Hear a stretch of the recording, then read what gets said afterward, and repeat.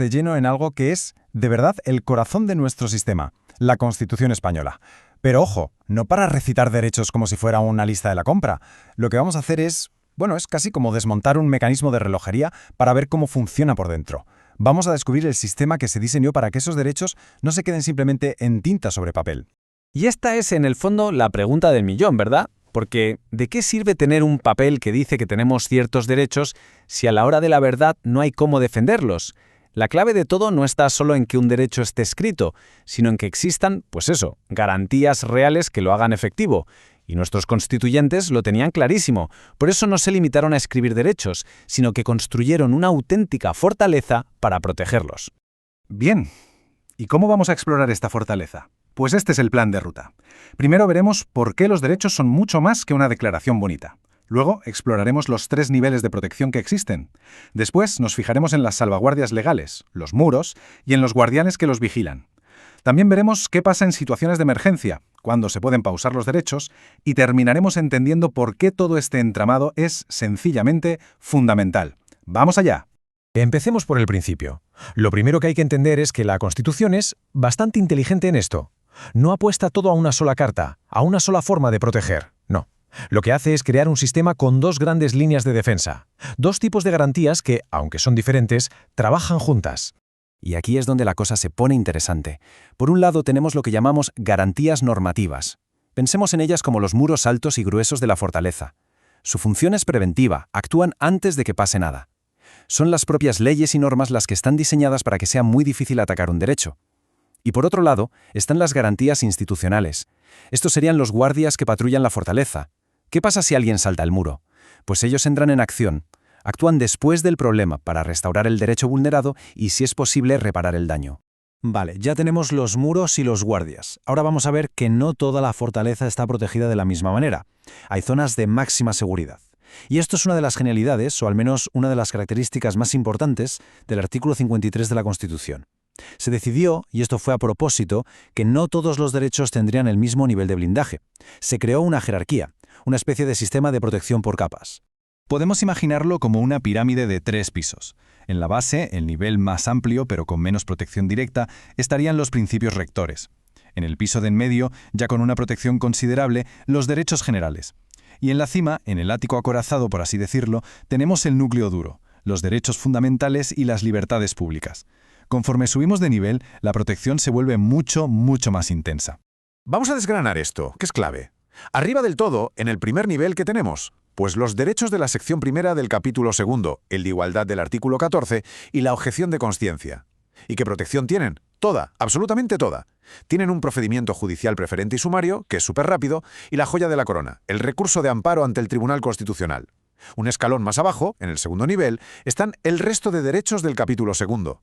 Estos también tienen una protección fuerte, como la reserva de ley, pero ya no tienen ni ese procedimiento súper rápido ni el recurso de amparo. Y en la base, el tercer nivel, encontramos los principios del capítulo tercero, como el derecho a la vivienda o a la protección de la salud.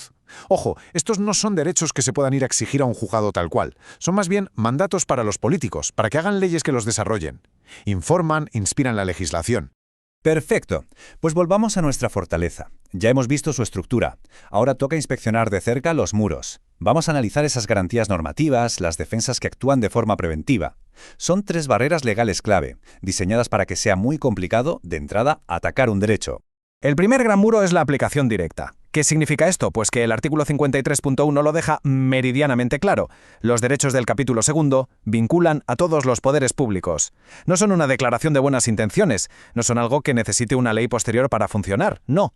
Son directamente aplicables, desde un juez hasta el último funcionario, pasando por el gobierno.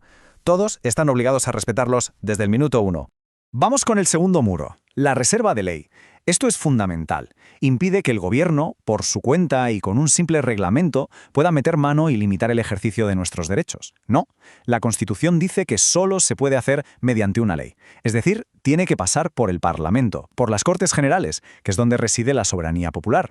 Y para los derechos del nivel más protegido, los del primerísimo nivel, la cosa va más allá. Se necesita una ley orgánica, que es mucho más difícil de aprobar porque exige mayoría absoluta. Un cerrojo extra.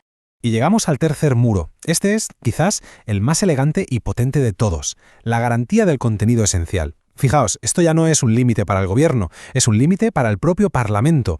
Le viene a decir a los legisladores, oye, ¿podéis regular un derecho? Claro que sí, pero tenéis prohibido desnaturalizarlo. No podéis aprobar una ley que en la práctica lo vacíe de contenido y lo deje en nada, en algo irreconocible. ¿Y quién vigila que esto no pase? El Tribunal Constitucional, que es el árbitro final que decide si se ha respetado ese núcleo duro, esa esencia del derecho. Pero seamos realistas.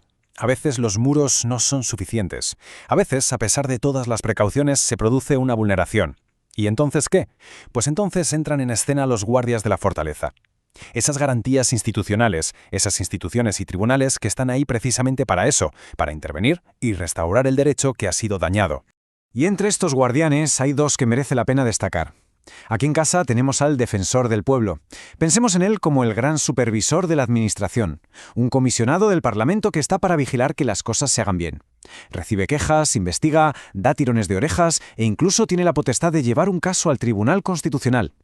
Y luego, si miramos fuera, tenemos un guardián potentísimo, el Tribunal Europeo de Derechos Humanos en Estrasburgo.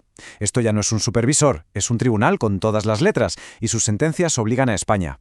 Es, por así decirlo, la última bala en la recámara, pero ojo, para poder acudir a él es absolutamente imprescindible haber agotado antes absolutamente todos los recursos judiciales aquí en España. Claro, una buena fortaleza tiene que estar preparada para todo, incluso para las peores crisis. Y la Constitución lo está. Tiene unos protocolos de emergencia muy específicos que contemplan la posibilidad de poner en pausa algunos derechos y libertades. Pero como digo, de una forma tremendamente controlada y estricta. La pregunta, desde luego, impone. ¿Se pueden suspender nuestros derechos fundamentales? La respuesta es que sí, pero con muchísimos matices. No se puede hacer de cualquier forma ni por cualquier motivo. El artículo 55 de la Constitución es muy claro. Establece un sistema muy cerrado, con unas causas y unos procedimientos tasados. Y sobre todo diferencia dos situaciones que no tienen nada que ver. Una suspensión general para todo el mundo y una suspensión individual para personas muy concretas.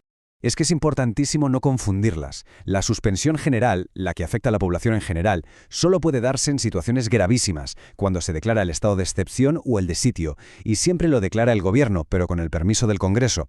Afecta a derechos como la libertad de movimiento, de reunión, de expresión. Por otro lado, la suspensión individual se pensó para un contexto muy específico, la lucha contra el terrorismo, y permite suspender derechos muy concretos a personas determinadas, por ejemplo, alargar el tiempo máximo de detención o entrar en su domicilio e intervenir sus comunicaciones sin esa orden judicial previa que se exige normalmente. Ahora bien, y esto es lo más importante, nunca se hace a la ligera, siempre tiene que intervenir un juez y hay un control del Parlamento. Bueno, pues llegamos ya al final de nuestro tour por la fortaleza. Hemos visto sus muros, hemos conocido a sus guardias y hasta hemos revisado los protocolos de emergencia. Y creo que ahora se entiende mucho mejor por qué este sistema es tan crucial. Porque demuestra que nuestra Constitución no es para nada un simple poema o una declaración de intenciones. El mensaje de fondo es este: la Constitución española no se sienta a esperar, no se limita a decir estos son los derechos y cruzar los dedos, no, es proactiva, construye todo un sistema, una fortaleza con varias capas de defensa, con mecanismos que actúan antes de que pase nada y con otros que actúan después, todo diseñado con un único objetivo, que los derechos sean algo real, algo que se pueda tocar y defender cada día. De hecho, hay una frase del Tribunal Constitucional que lo clava. Dice que los derechos y libertades vinculan a todos los poderes públicos y son origen inmediato de derechos y obligaciones. Esto es potentísimo. Significa que no son meros deseos, son ley. Crean obligaciones y derechos de forma directa e inmediata. Y es precisamente eso lo que convierte las palabras escritas en la Constitución en una fuerza real y viva dentro de nuestro sistema legal. Y me gustaría terminar con una pregunta para la reflexión.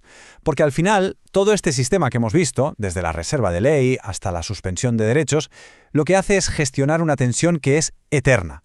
La tensión entre proteger al máximo los derechos de cada persona y a la vez garantizar la seguridad del Estado. ¿Dónde está el punto exacto de equilibrio? Pues esa es la pregunta del millón. Y encontrar la respuesta día a día es seguramente el mayor desafío de una democracia como la nuestra. Muchísimas gracias por la atención.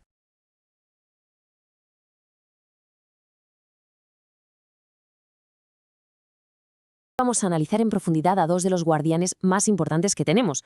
Uno que actúa a nivel nacional, el Defensor del Pueblo, y otro que lo hace a nivel europeo, el Tribunal de Estrasburgo. Vamos a ver exactamente cómo nos protegen y sobre todo en qué se diferencian.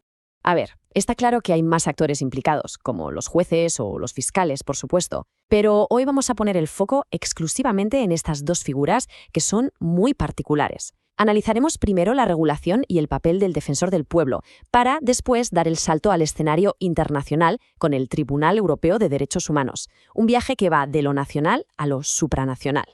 Aquí está la hoja de ruta. Primero nos metemos de lleno con el defensor del pueblo, después viajamos a Estrasburgo para entender cómo funciona el Tribunal Europeo. Luego los ponemos cara a cara para ver bien sus diferencias y, para terminar, cerramos con una pregunta que nos hará pensar sobre el futuro. ¿Todo listo? Pues empezamos. Venga, pues arrancamos en casa. Vamos a desgranar la figura del defensor del pueblo, qué es exactamente, cómo se le elige y, lo que es más importante, qué poder real tiene este guardián nacional de nuestros derechos. La Constitución es muy precisa en su definición. Ojo, lo llama alto comisionado de las Cortes Generales, lo que ya nos dice que no es un juez. Su misión es defender nuestros derechos fundamentales y su herramienta principal es la supervisión. Su trabajo, en esencia, es vigilar que la administración pública haga las cosas bien. Y bueno, ¿cómo se le elige? Pues el proceso es bastante riguroso. Fijémonos sobre todo en el segundo paso. Necesita una mayoría cualificada de 3/5 en las dos cámaras. Esto no es casualidad, ¿eh? Lo que se busca es un consenso político muy, muy amplio para asegurar que la persona elegida tenga un respaldo que vaya más allá de un solo partido. Para que pueda actuar sin presiones, la ley le construye una especie de armadura de independencia. ¿Cómo? Pues prohibiéndole tener cualquier otro cargo, protegiéndole por sus opiniones y dándole un estatus muy parecido al de los parlamentarios. La palabra clave aquí, la que lo define todo, es su total autonomía. Y ahora la pregunta del millón: ¿cuál es su poder real? Pues esta tabla lo deja clarísimo. Puede investigar a fondo a la administración, puede sugerir cambios en las leyes e incluso puede presentar recursos ante el Tribunal Constitucional. Pero, y esto es fundamental que quede claro, no puede sancionar. No es un juez. Su poder no está en la multa, sino en la recomendación, en la supervisión y en la persuasión. El acceso a esta institución es, la verdad, muy amplio. Y esto es interesante porque no solo está abierto a la ciudadanía. Los propios parlamentarios, de forma individual o en comisiones, pueden iniciar actuaciones. Esto le da un montón de canales para detectar posibles problemas. Para la gente de a pie, el proceso es bastante sencillo y accesible. Solo hay que presentar una queja firmada y aquí, dato clave a recordar.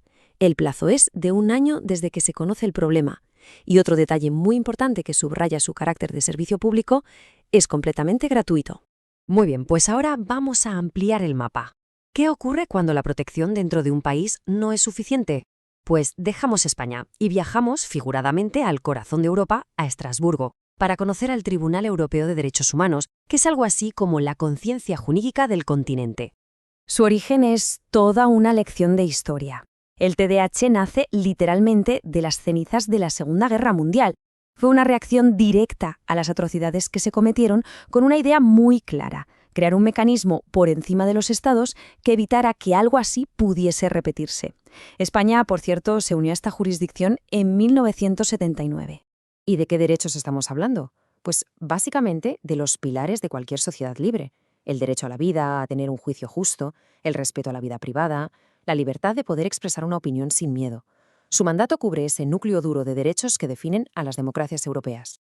Para que nos hagamos una idea de cómo trabaja, el tribunal no es un único bloque de jueces. Se organiza en formaciones de distintos tamaños, desde pequeños comités de 3 jueces hasta una gran sala de 17 para los casos más importantes o complejos. Pero todos, absolutamente todos, tienen una única misión: decidir si un país ha violado o no el Convenio Europeo de Derechos Humanos. Esta es la gran pregunta, y la respuesta no es sencilla porque llegar a Estrasburgo no es como llamar a cualquier puerta. Hay que seguir un camino muy, muy estricto, que está diseñado precisamente para que el tribunal sea el último recurso de protección que exista. Lo que es realmente interesante de esta diapositiva son estos 2 requisitos, porque son innegociables. El primero: tienes que haber agotado todas las vías judiciales en tu propio país. Todas. Y el segundo, tienes que presentar la demanda en un plazo de 6 meses desde la última sentencia. Esto es lo que define al TDH como lo que es: un tribunal de último recurso, la última bala. Bueno, pues ahora que ya hemos analizado las 2 instituciones por separado, vamos a ponerlas cara a cara. Es la mejor forma de entender el papel que juega cada una. Y esta tabla ilustra a la perfección sus diferencias fundamentales. El defensor del pueblo es un supervisor nacional al que podemos acceder directamente y cuyo poder se basa en la recomendación. El TDH, en cambio, es un tribunal internacional al que se llega como última instancia y sus sentencias son de obligado cumplimiento para los estados. No son rivales, sino que son dos niveles de protección que se complementan. Y claro, todo este análisis nos lleva inevitablemente a una última reflexión. Una reflexión sobre el presente, pero sobre todo sobre el futuro. Pensemos que vivimos en un mundo con inteligencia artificial, redes sociales, retos digitales, que los creadores de estas instituciones ni siquiera podían imaginar. Esto nos obliga a plantearnos una pregunta crucial. ¿Son estos mecanismos suficientes a día de hoy? La cuestión ya no es si funcionaron en el pasado, sino cómo deben evolucionar para seguir siendo guardianes eficaces de nuestros derechos en el futuro que ya está aquí.